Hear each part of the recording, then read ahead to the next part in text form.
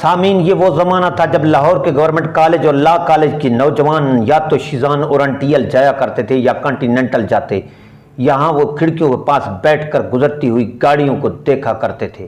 باہر مرکزی سڑک پر فریدہ خانم اپنی لمبی کار پر نور جہاں کے ساتھ بہت تیزی سے نکلا کرتی تھی۔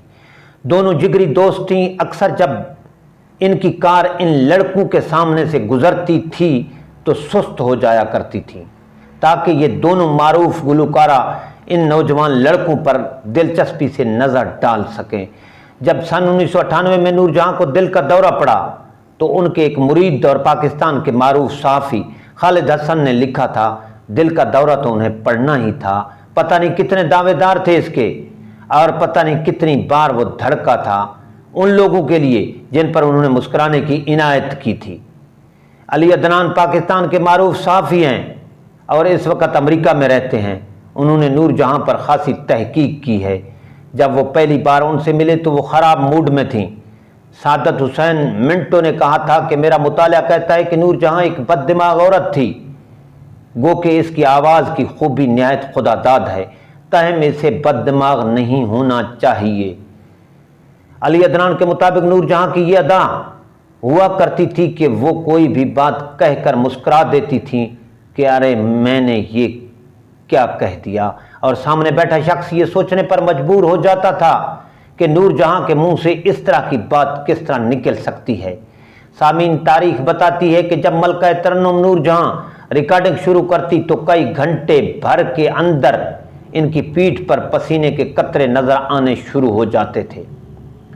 ریکارڈنگ ختم ہوتے ہوتے وہ مکمل طور پر پسینے سے شرابور ہوتی تھی، یہاں تک کہ جب وہ مائک سے ہٹتی تو ان کے نیچے کا فرش بھی پسینے سے گیلا ہو چکا ہوتا تھا۔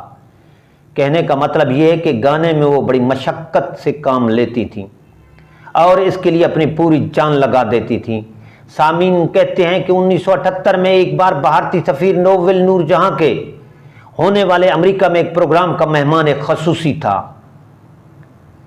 پروگرام کے انتظامیہ نے نور جہاں سے بھارتی سفیر کی مہمان خصوصی شرکت کی جب اجازت مانگی تو نور جہاں نے کہا تھا کہ وہ شخص بھارتی ہو یا پاکستانی مجھے کوئی فرق نہیں پڑتا، میری شرط یہ ہے کہ دیکھنے میں اچھا ہونا چاہیے، سامنے بد شکل شخص کو بیٹھے دیکھ کر میرا موڈ آف ہو جائے گا۔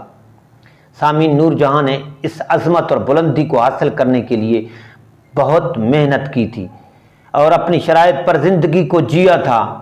ان کی زندگی میں اچھے موڑ بھی آئے، برے بھی۔ انہوں نے شادیاں کی، طلاق ہوئی، محبت کی، رشتے نبھائے، نام کمایا، اپنی زندگی کے آخری لمحات میں بے انتہا تکلیف بھی جھیلی۔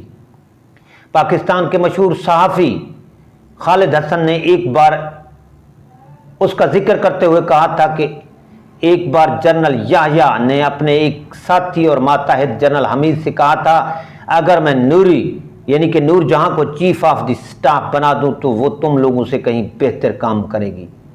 نور جہاں یحییٰ خان کو سرکار کہہ کر پکارتی تھی اور یحییٰ خان کے لڑکے علی خان کی شادی پر گانے بھی گائے تھے، مگر کافی اصرار کے بعد نور جہاں اس محفل میں پہنچی تھی۔ کہتے ہیں کہ اس دن نور جہاں کے اوپر تاریخی نوٹوں کی بارش کی گئی تھی۔ سامعین، نور جہاں فیض احمد فیض کا بے حد احترام کرتی تھی۔ ایک بار ایک تقریب میں ملکہ پکھراج نے کہا تھا کہ فیض میرے بھائی کی طرح ہیں۔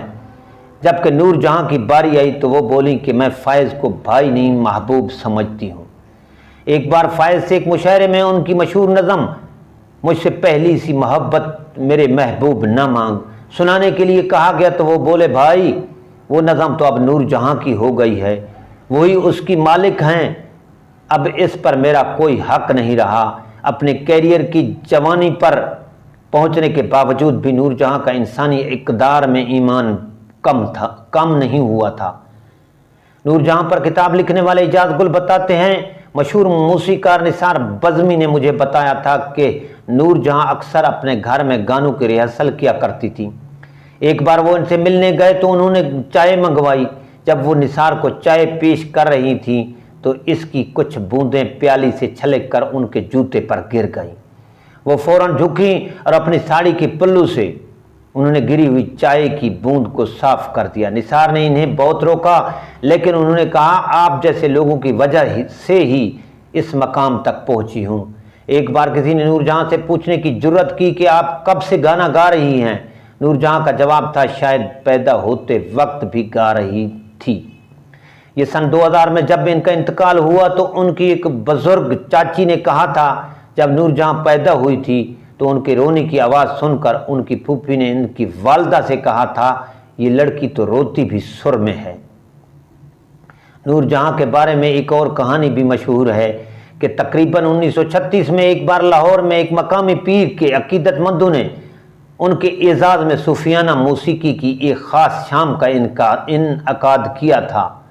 ایک چھوٹی سی لڑکی نے وہاں کچھ نعتیں سنائیں تو پیر نے اس لڑکی سے کہا بیٹی کچھ پنجابی میں بھی ہم کو سناؤ۔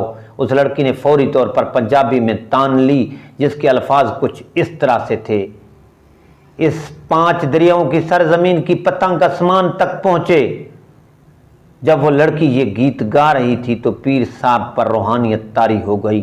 تھوڑی دیر بعد وہ اٹھے اور لڑکی کے سر پر ہاتھ رکھ کر کہا لڑکی تیری پتنگ بھی ایک دن آسمان کو چھوئے گی۔